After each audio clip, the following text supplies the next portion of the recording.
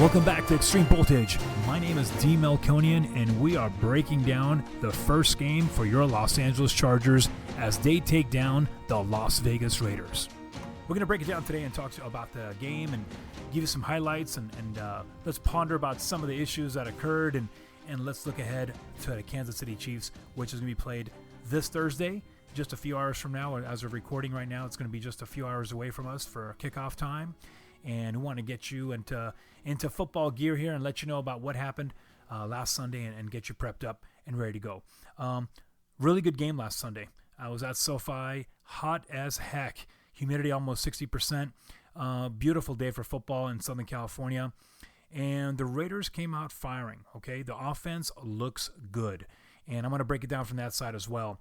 Davante Adams, man, everything that the Raiders were asking for in the offseason and wishing this would happen, they got it. 10 grabs for over 140 yards and a touchdown. Davante Adams was a one-man wrecking crew, and that really is probably by design. They what I was watching on the defensive front in regards to how the Chargers were playing him, they really weren't doubling up in regards to safety help. There could have been a little bit of a sneak to it, but there was definitely not double coverage. Sante Samuel, majority of the time, was a man covering Davante. He had some bad moments, and he had some good moments. One of the bad moments was that 41-yard catch and run where he was juked out. That's just Davante Adams doing what he does best, right? Being the top-tier receiver in the NFL. But a good game for Asante. Bounced back, struggled, fought, and that's what you want a young cornerback to do, culminating in that beautiful interception, diving interception to take away that underthrown ball by Derek Carr. I believe it was the second interception of the game early in the period in the second quarter, and that was a nice one in the end zone. I don't know if you guys had a chance to see it. Of course, you've seen the highlights. If you haven't, please go back and check it out. It was Bryce Callahan covering Davante Adams, running free down the sideline. He had him beat. He did, Bryce, and I tell you, Asante just swooped in like Superman, flying interception, and luckily the ball was a little underthrown. Otherwise, that would have been a nice 6 in the end zone, but beautifully done to cap off that issue. 3 interceptions total in the game. The one I spoke about, of course, prior to that was the Drew Tranquill interception right in the middle of the field, playing, I believe, a Tampa Bay 2 on that one. Drew had taken a nice coverage point on that in the middle of the field and was able to swap out that ball. I think it was heading out to Darren Waller. So that was a great pick by Drew. Drew looks fabulous, by the way. He's putting on some really positive pounds. The boy looks juked up. He is just ready to go. He looks solid back there. That guy's a starting linebacker in the NFL, and he looks really good out there. He's fast. He's great on the run coverage, and of course he showed his athletic skills and ball skills in getting that first interception of the season for your LA Chargers. The third interception was a Bryce Callahan diving interception on an out pattern, and that was when he was covering Hunter Renfrow, which he was doing most of the game. Great pick, and that was when the Raiders had some really good life in them and driving out to get some scoring going here, and this game was close. It really shouldn't have, right? The Chargers were up by 2 touchdowns early, and this ball game could have went a little more. They could have put another one up there and made it 31 points, but the offense in the second half was faltering a little bit. And again, I need to see a little more about the offensive issue. Joe Lombardi came out and admitted the fact that he was playing a little too conservative in that second half with that double-digit lead. That's something we cannot do in games, right? This is an offense that's built to destroy. Okay, this is exactly what it is. Like, it reminds me of the old San Francisco 49er type offense, led by Joe Montana, Steve Young. That team would put points on you, and they would not stop putting points on you to the point that they will demolish you by the third quarter, and your game plan changes completely, and it becomes one-dimensional. This is what the Chargers have to do.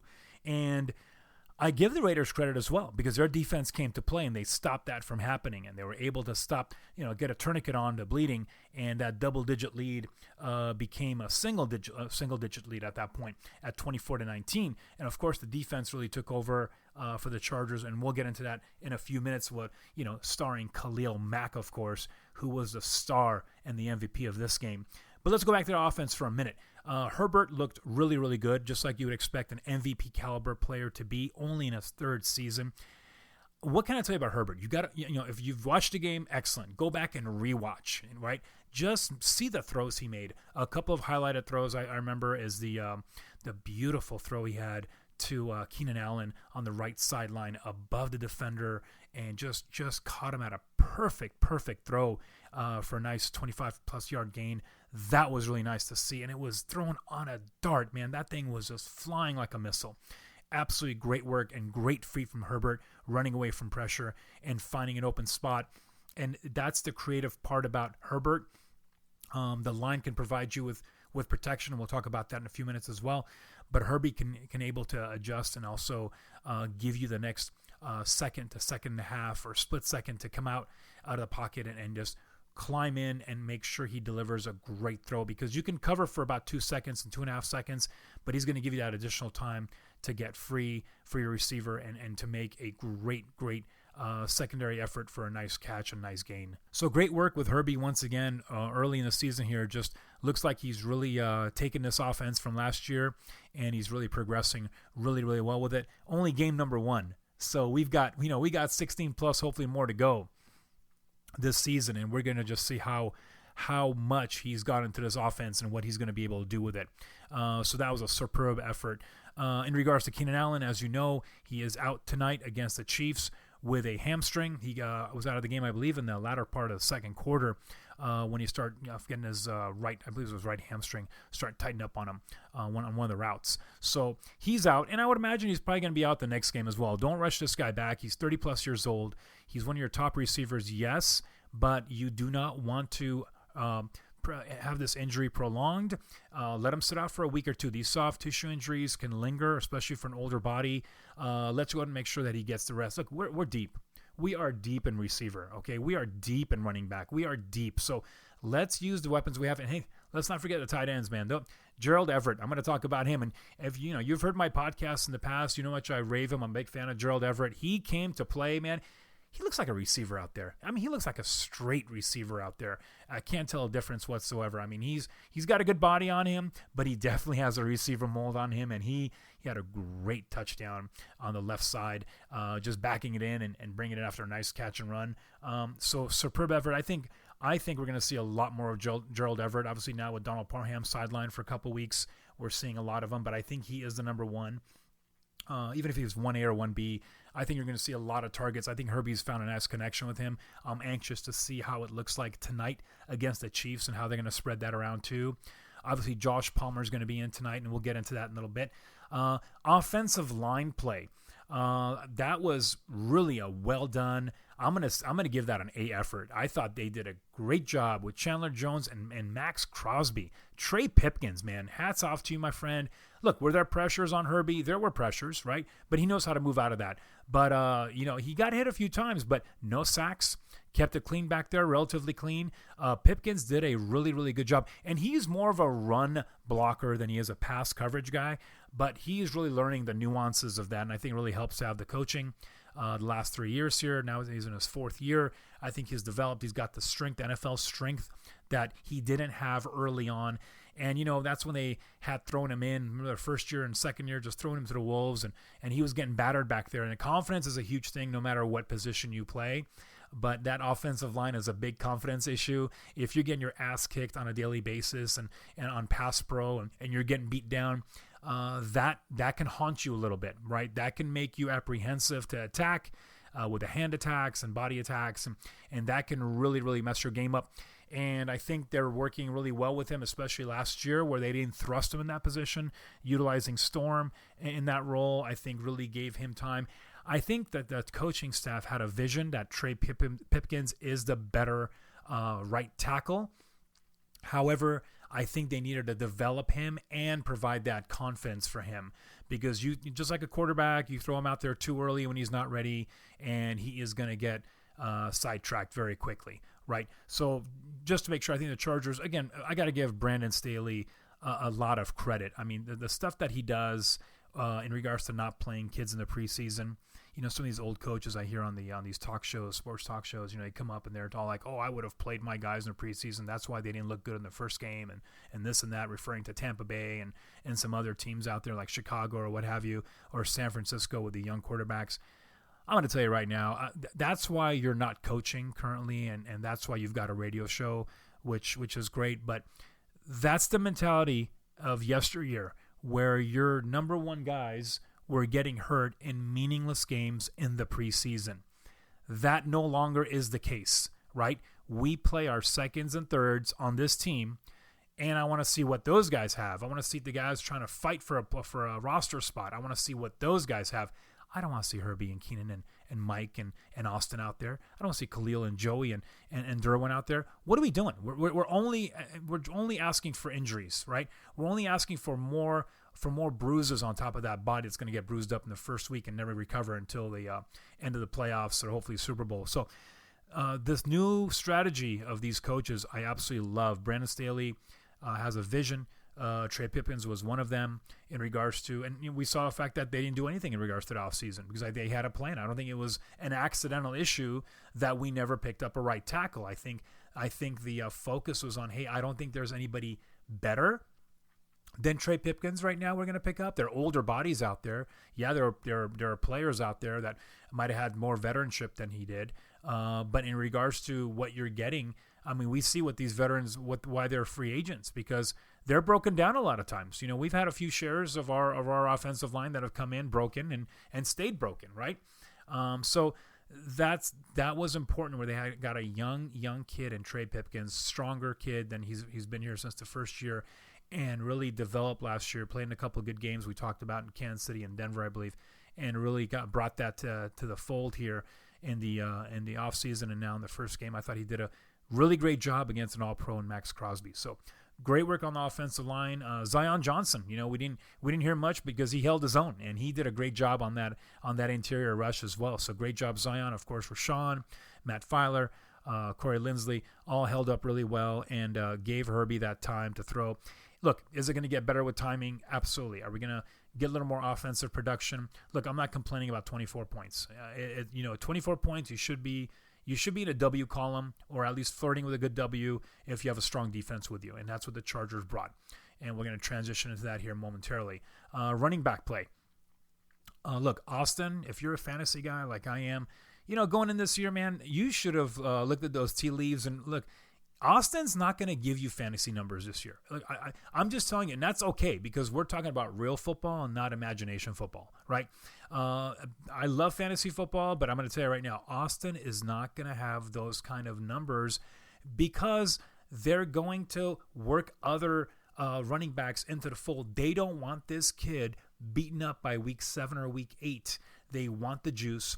They want what he does best, catching the ball out of the backfield, a la Marshall Falk, and taking him through, gaining some precious yardage.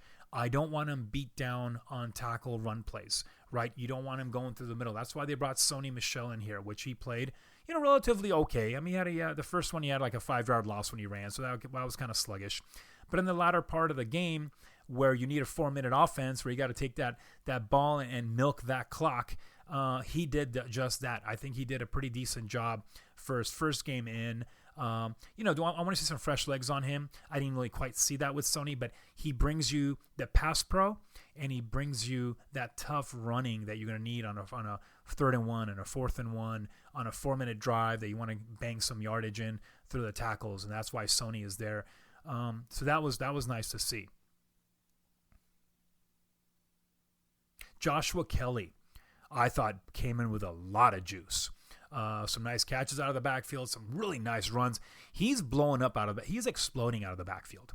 And that's what you want to see with a running back. And I didn't see that before with Josh the last couple of years here with the Chargers. I saw that with the UCLA Bruins, but I wasn't seeing that with the Chargers. So he's added some really, really good muscle, and he's done some really good work in the offseason, as we talked about earlier in the podcasts. And that's coming into fruition because we're seeing a lot more explosive plays, and I think we're going to continue seeing that. Don't be surprised to see a lot more receiving options with Kelly coming out of the backfield, as well as some nice little pitch runs and toss plays and so forth. He's got a really good motor. He's got a downhill running style with a one cut, and I think you'll see some good stuff that way. So a great view of Josh Kelly that I saw this last Sunday, and I'm excited to see more of it. We didn't get a chance to see Isaiah Spiller, of course, still nursing that ankle. So I think midway through the season, if not earlier, obviously, we'll see some, I'm even thinking by the third or fourth game, we'll start seeing Spiller in the mix as well. And I think he's a super explosive cat, and that's going to be fun to watch as well. Tight ends we talked about with Gerald Everett. That was great to see, and I think he's going to bring so much more options in the game than last year. And also in regards to receiver play, yes, we talked about Keenan going down.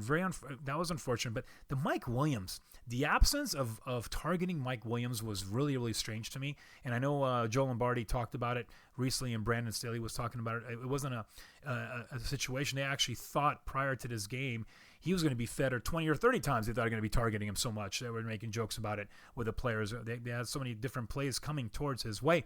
But based on what the coverage is giving you and what that quarterback is seeing and time elements and so forth, it seems like that didn't pan out with only two targets in the game. That's way too low, right? That's not what you're paying $20 million for. But look, you're not going to force Herbie is not going to force it, right? If it's not there, it's not there. It is what it is. If he's going to get doubled, or if that side of the field is just not going to be a playable situation, even though he's a guy you want to go to, you just have to go somewhere else.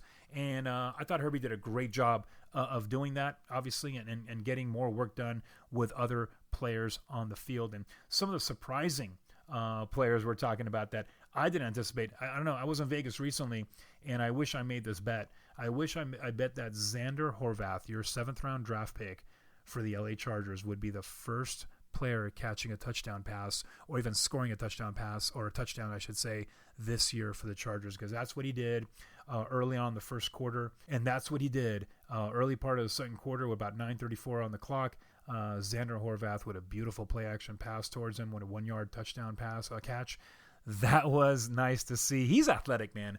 I'm excited to see him run the ball as well. He had a short run on a short yardage play, I should say. He looked good in that as well. But I really, really want to see him run with this ball. I think he's going to be fun to watch in a toss play and some other stuff you could do with him. But play action passes, he's going to be single coverage, if not no coverage, because that's the last person they're looking for with all the weapons out there you got going on with Mikey and Keenan and Josh and Austin going out there. It's going to be hard, and I think Xander will do a great job of getting more open. I think you'll see him in the end zone a lot more. So I'm excited to see what happens on that. Another person that stood up big time, DeAndre Carter, picked up last year as a 5th receiver in our return man, who actually did a good job returning as well. DeAndre Carter had a beautiful 23-yard catch from Justin in the waning moments of the second quarter. Great work with him. He's explosive, man, and he's got great hands. That touchdown catch was hard. It was a low ball that came to him in the end zone. You had to reach down and scoop that back up. And I thought, that's not an easy catch at all. If you see that in the highlights and you get a chance to catch it on the game rewind issue, you'll see how great that a catch that was. So seeing him at training camp as well, there's chemistry going on with Justin and these receivers, especially with DeAndre. I think you're seeing some nice stuff there. So great to see both Gerald Everett and DeAndre Carter, two guys that were not in the mix at all in that last year, quickly getting into the fold with Herbie and making some impact on offense. Let's roll back to defense for a minute because, like I was telling you, man, Khalil Mack, you guys have seen it all this week. What a revenge game for him, coming back and taking on his dreaded Raiders. But you know what? I don't want to make this a one-game thing because it wasn't, revenge game. He's going to go off. This is what he's got to do all year long, okay? This is what they paid this man. This is why they gave him that second-round draft pick to Chicago to secure his rights. This is key, and Khalil has got to bring it on a weekly basis. Look, is he going to get 3 sacks each game? Probably not. That's what he had this week, right? He had 6 tackles, right? He had 3 sacks and 3 tackles for losses, along with a forced fumble. So just went off. That's all I can tell you. Went off big time. Gave Joey Bosa that time to be back there and not get doubled all the time. He had a sack and a half for Joey, along with the TFL. That D-line led by Sebastian Joseph Day, Austin Johnson, Morgan Fox, really, I think did a great job and put that pressure in.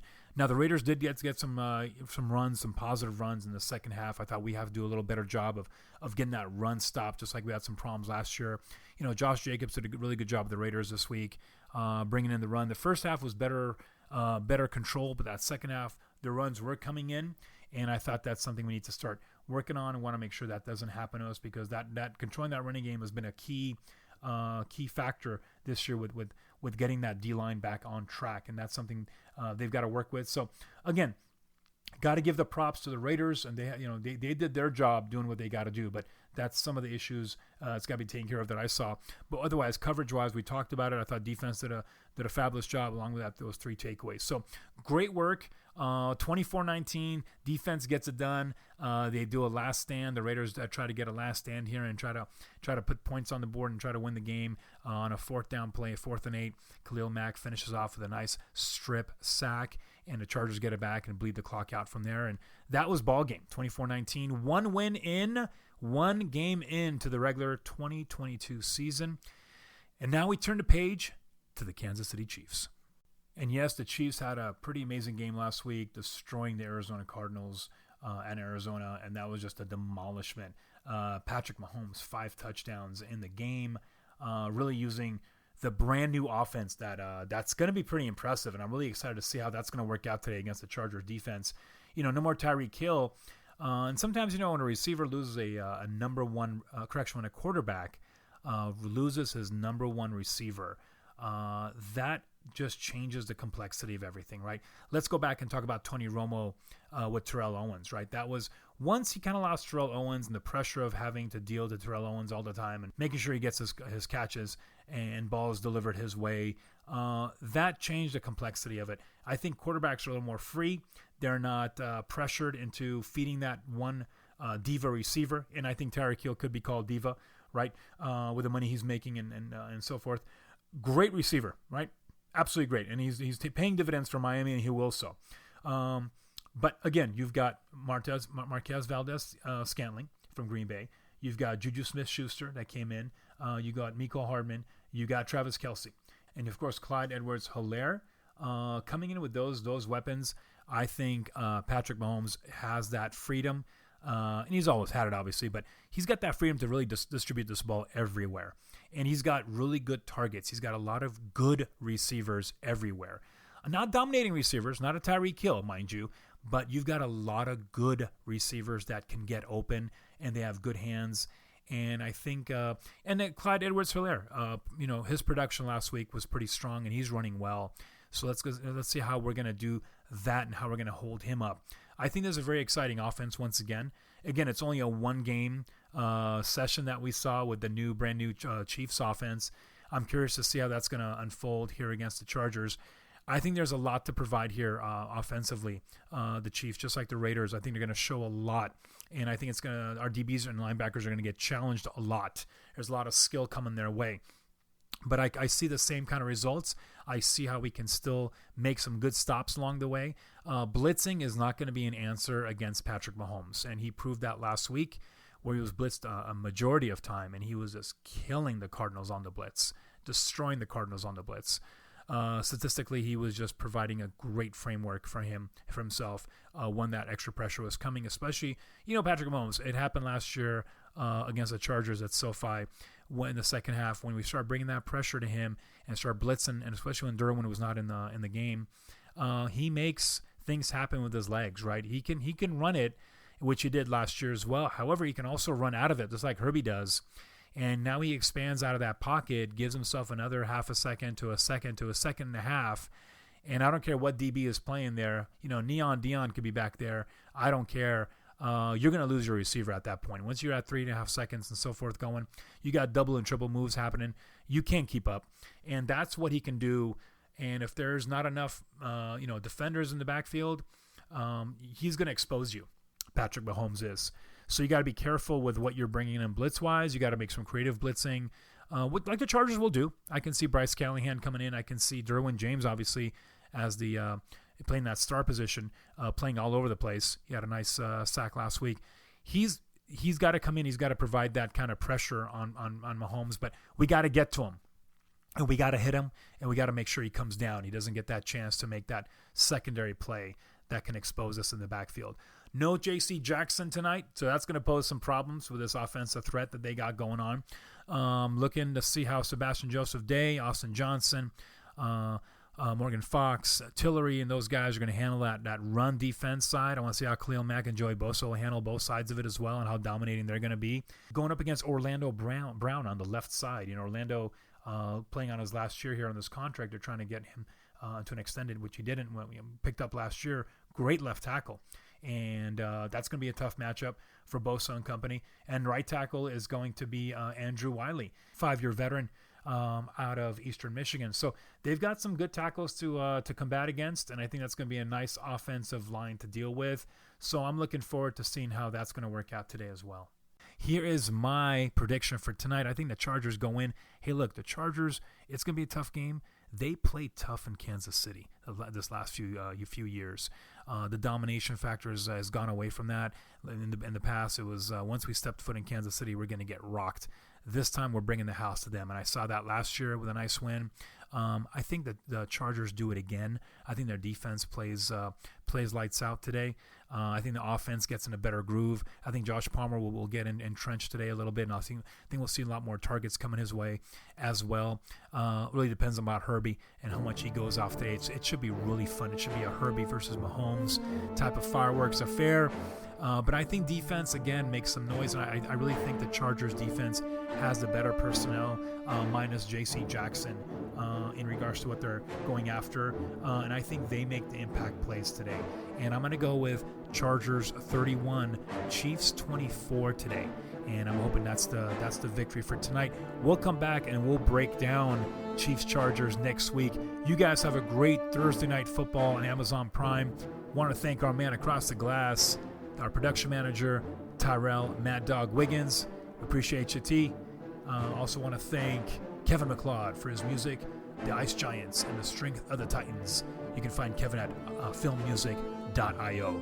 My name is D. Melconian. This is Extreme Voltage. We're going to catch you next week. Bolt up.